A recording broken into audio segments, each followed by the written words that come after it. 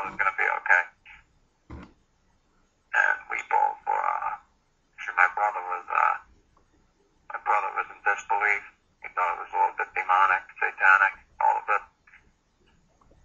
But I don't know where I stand on the whole thing. I think it might be a little bit demonic. Well, demonic, do you think that has anything to do with, what you were taught, growing up, or whether it be religious or cultural, or, I mean, why would we come to think of it as being demonic? I think it has something to do with our education or the media, wouldn't you say? I know what you mean. I'm not saying that people that communicate with the dead are necessarily in a cult of Satan worshippers, but at the same time, people that take part in connecting with spirits, I think, is slightly odd. Doesn't appeal to me, I'm interested that you were listening to our program tonight. What drew you to this? A couple of my buddies have been listening, and we've been getting into discussions about religion and spirituality. They put me onto this show. Yeah. I think it's, I look at it from probably a different perspective than I did, years ago, because I never used to give this stuff much thought. But, I think that there are really other realms of existence, other dimensions.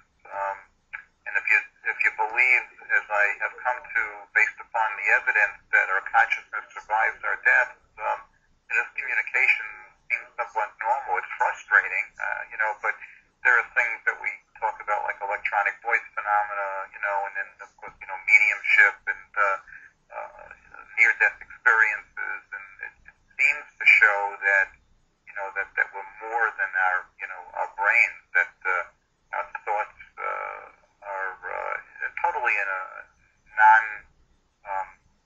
it's not a metaphysical or new age concept. I think there's some science, behind it. I think eventually some of these things that we now think of as being taboo or somewhat, demonic, or we shouldn't be doing it, might become commonplace. But I understand where you're coming from.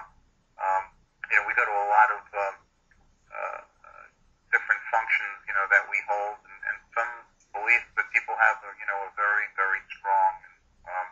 I'll tell you what shakes a lot of people up in their way of thinking is when they suffer, the loss of a close family member or friend.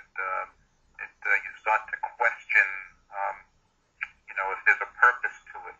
And I guess that's where you get into the whole the meaning of life, and you get into some religious conversations. But you make a good point, though. I was actually going to say too. There was a time too when